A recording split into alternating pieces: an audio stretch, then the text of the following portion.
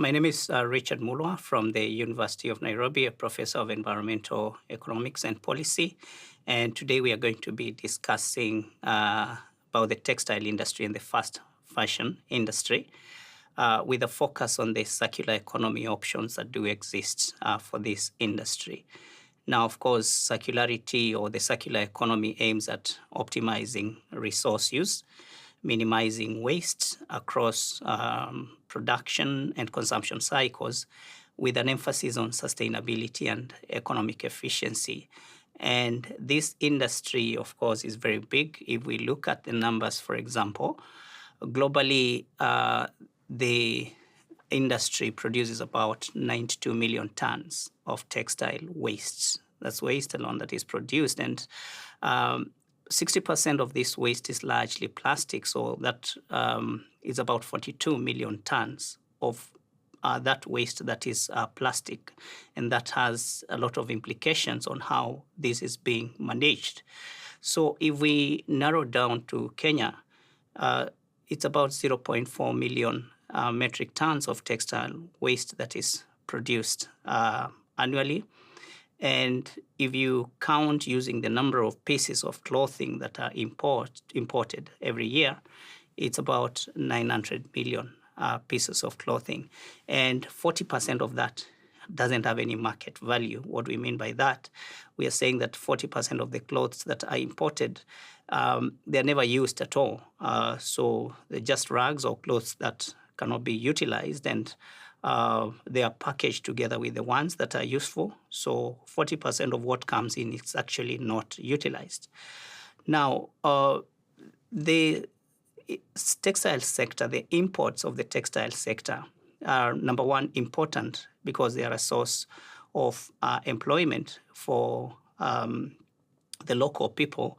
But then they are also competing with the local production, especially in the textile industry in Kenya. It's been struggling for years. So that is even complicated by the large number of imported textiles. Now, the problem of waste in the textile industry is that if you look at each node in the textile value chain, there is a problem. For example, when you get to fiber production, we have to spray the fiber. There is oil that is being used in the farms. When we get to the clothing production itself, there's also waste that is being produced there. When it comes to the actual utilization of the fiber themselves, there's also a problem of waste. And so is the after-use, the disposal. So in Kenya, the disposal is usually in landfills, and some of it is incinerated. But those does not offer proper solutions for handling this waste. If you look at also that value chain, you discover that at every point, there is production of carbon dioxide. So globally, the textile industry actually emits about 10% of the global greenhouse gas emissions, and that presents environmental and health challenges for the people. Now, this is not an easy problem to solve, and proposals have been fronted, for example, a complete ban of the imported textiles. And of course, this would be detrimental to the economy because it has effects on the employment of the people. But then even with banning, it doesn't take the problem away. It's just a proportion of the problem that will be tackled because locally produced textiles also will still present a challenge in the waste. So there have been some attempts, especially on circularity, to try and deal with this problem. And this has been largely informal and in small scale utilization of textile waste. For example, some of the textiles has been used in pillows, for example, and car seats, so it's stuffed in there. But that proportion is really, really small. The other problem is that it's difficult to make a business case for recycling of textile, unlike, for example, plastic, where you have many businesses that are doing that. So you can't make a lot of profit recycling this. So this is one of the biggest challenges. So we need some innovations and incentives to encourage circularity option in the textile industry. Now, some of the potential options would be, for example, from an incentive perspective, we incentivize big investors to innovate on sustainable method for disposing textiles.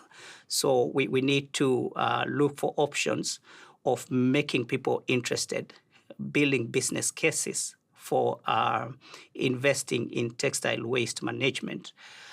Also, from the informal sector, it's possible to incentivize also the informal sector to expand their current circularity options. Whatever they are doing now on a small scale, it could be expanded and maybe take care of part of this problem. We could also approach this from the import policies. There have been proposals of total bans, but we are pro partial bans, especially for non-usable textiles. At some point, I mentioned that about 40% of the clothing that is imported is not used. So we need ways to deal with those clothes that are imported but not used. So we could have partial bans for that, and also ensure that we sort the waste at the point of importation. Currently, it comes in bales, large bales, and you don't know what is contained in that particular bale. So you could buy a bale and you discover that maybe what is usable there is about 10%. So we need to deal with that. Also, improvement of the disposal of the textile. We could have incineration plants for generation of energy. It's possible to do that. Also, we could have dedicated landfills purely for textile waste because the textiles present a problem of waste that is, we won't say it's very unique, but it's a problem that maybe is not presented by plastics or other forms of waste. So it needs to be handled separately and differently. So these are some of the options that we are fronting forth on how to handle this.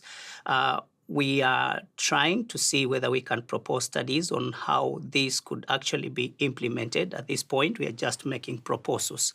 So thank you very much for the time to present this. I'm quite appreciative. And thanks once more.